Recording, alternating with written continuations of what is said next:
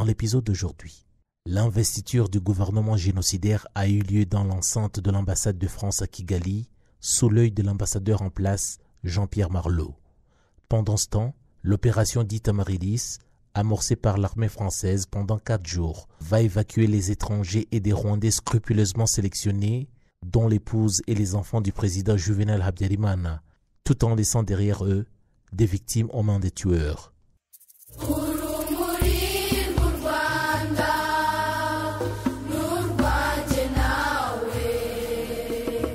Les faits qui se sont produits le 9 avril 1994 dans la préfecture de Kigalville, le 9 avril marque le début de l'opération française baptisée Amaryllis, qui s'est déployée du 9 au 12 avril 1994. La justification officielle de cette opération était celle de l'évacuation des Français et des étrangers.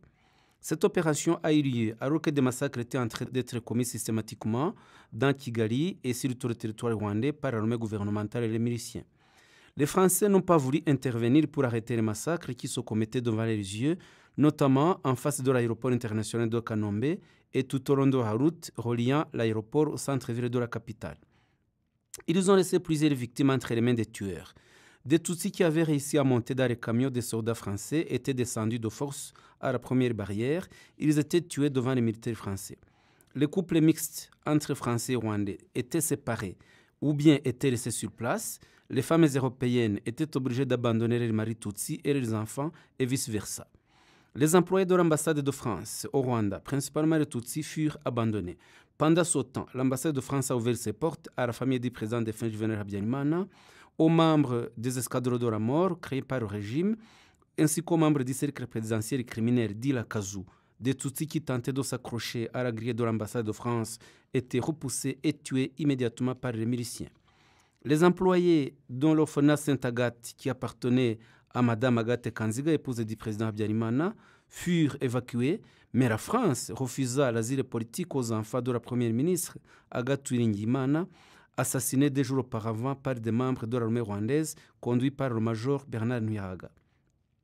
La décision d'évacuer les Français et autres étrangers n'était pas prise avant la mort du président Habyarimana, ni les 2 jours qui suivirent. Les responsables militaires français et politiques ont pris leur temps pour analyser la situation en vue de réagir au moment opportun. En agissant ainsi, les responsables français voulaient renforcer la position des forces armées rwandaises dans la guerre contre l'OFPR. Le 9 avril 1994, la famille Habyarimana, dont Agathe Habyarimana, son épouse, et plusieurs extrémistes hutus qui venaient de déclencher des massacres contre les Tutsis, furent évacués vers la capitale de la République centrafricaine Bangui et transférés vers Paris. Parmi eux figurait le financier du génocide Félicien Kabuga, qui est en même temps l'un des durs du régime du président Habyarimana et qui dirigeait le comité provisoire de la radio-télévision libre de Mille Collines, le sinistre outil de propagande du régime. Ce même Félicien Kabuga fut l'importateur de 25 tonnes de machettes en novembre 1993, ainsi que 50 000 autres machettes en mars 1994, lesquelles furent utilisées dans le génocide. Félicien Kabuga a été arrêté le 17 mai 2020 dans la barrière parisienne où il est poursuivi par la justice internationale pour crimes de génocide, incitation directe et publique à commettre le génocide, tentative de génocide, entente en vue de commettre le génocide et crimes contre l'humanité, persécution et extermination.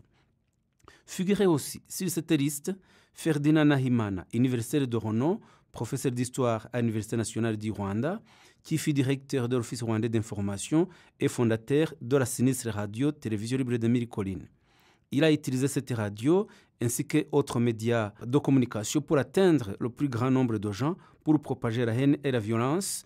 Nahimana fut condamné à 30 ans de prison par le tribunal pénal international pour le Rwanda, après avoir été reconnu coupable d'avoir incité directement et publiquement à la perpétration du génocide et pour persécution constitutive de crimes contre l'humanité.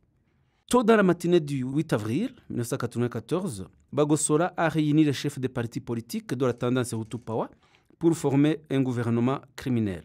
Tous, sans surprise, étaient du côté des extrémistes. La composition de ce gouvernement eut lieu dans les locaux de l'ambassade de France au Rwanda avec l'autorité de l'ambassadeur de France au Rwanda, Jean-Michel Marleau. Le MRND était représenté par son président, Mathieu Ngirumpatse, et Edouard Karemera, son vice-président, ainsi que Joseph Nzerera, secrétaire général du MRND. Le parti MDR était représenté par ses dirigeants d'horaire dur, Hutupawa, Frodouari Karamira, Donati Murego. Le Parti libéral était représenté également par des durs de ce parti, Justin Mugenzi et Agnès Ntamabyariro. Le PSD avait également envoyé des extrémistes de renom, François Ndongutse et Hyacinthe Senyuva Rafiki, tandis que le PDC y était représenté par Jean-Marie Vianney Sibomana, Célestin Kabanda et Gaspard Ruhumuriza. Sur recommandation des dirigeants du MRND, le groupe a décidé d'installer Théodore Sindikubwabo en tant que président de la République. Et le colonel Bagosora a nommé Jean Kambanda au poste de Premier ministre. Ce gouvernement avait pour unique agenda la coordination et l'extermination de Tutsis dans tout le pays. Ses membres ont sillonné le pays en incitant au massacre, nous le verrons au mois de mai, en distribuant des armements miliciens et en justifiant sur la scène internationale les actes criminels qui étaient en train d'être commis au Rwanda. La même date du 9 avril, les Tutsis ont également été tués à la paroisse catholique Saint-Vincent Paloti à Gikondo, dans la ville de Kigali, le matin, sous les yeux d'observateurs de la Minuar. Les miliciens Interahamwe, des militaires et des gendarmes ont en effet tué les Tutsis qui étaient entassés dans l'enceinte de la paroisse de Gikondo, et qui était environ au nombre de 500. Les troupes de l'ONU ont assisté au massacre de Tutsis, dont de nombreux enfants, dans cette même église. Toujours à cette même date, des militaires ont brûlé vifs des Tutsis qui s'étaient réfugiés dans le village de Nyakabanda 2, en dessous de l'hôtel Baoba, à Nyamirambo, dans la ville de Kigali. Le quotidien français Libération, sous la plume de Jean-Philippe Sepi, qui était son envoyé spécial au Rwanda, fut le premier journal étranger à qualifier cette théorie de la paroisse catholique de Gikondo de génocide. Les Tutsis ont continué à être massacrés également dans tout le pays, à Kibungo, Kigali, Ruhengeri et Kibuye. Des Tutsis qui s'étaient réfugiés sur la colline Murama, Murundi, Mwiri, Nyamirama et Kabare, c'est dans le district de Kayonza, ont été tués, ainsi que ceux de la paroisse de Kabuye, Jabana, district Gabiro, Gasabo, à Kigali. Les Interahamwe ont tué les Tutsis également dans le secteur Nyagatare 1, en district de Nyagatare, tout comme ceux qui s'étaient réfugiés à Zaza, dans la préfecture de Kibungo, où depuis le 9 avril, les massacres ont continué, ayant coûté la vie entre 500 et 800 Tutsis. Depuis le 9 avril toujours, des Interahamwe ont commencé à massacrer des Tutsis qui s'étaient réfugiés à Kiramuruzi, dans le district de Gatsibo, tout comme ceux qui étaient réfugiés sur la colline de Nyamagumba, en commune Mabanza, préfecture de Kibuye. Ces Tutsis résistèrent 5 jours, du 9 au 14 avril, et ont coûté finalement la vie à 12 000 morts. Le même jour, ont également été tués les Tutsis qui s'étaient réfugiés à Nyabikenye, au bureau de l'ancien secteur de Karama, dans la région de Bumbogo, tout comme dans plusieurs autres localités, comme à Kiabingo, en préfecture de Ruhengeri, à l'église baptiste de Rusiza, à Kabumba, en préfecture de Gisenyi, à l'église catholique de Nyundo et dans ses alentours, ainsi qu'à la maternité de Nyundo, en préfecture de Gisenyi, actuellement dans le district de Rubavu. Dans la localité de Kivuruga, commune Kiabingo, préfecture de Ruhengeri, il y avait également de nombreux militaires qui arrêtaient les Tutsis pour les empêcher de s'enfuir. Les Tutsis ont été tués aussi bien à cette barrière qu'à Kiabingo et Busengo. Les Interahamwe qui les ont tués provenaient de l'endroit appelé Mukinga, sur la route goudronnée, munis des mains des Tutsis qu'ils avaient coupées après les avoir massacrés, avant de se rendre à la paroisse catholique de Rwaza pour en tuer d'autres dans la commune de Ruhondo, ainsi que dans plusieurs endroits de cette même commune de Ruhondo, dans la préfecture de Ruhengeri.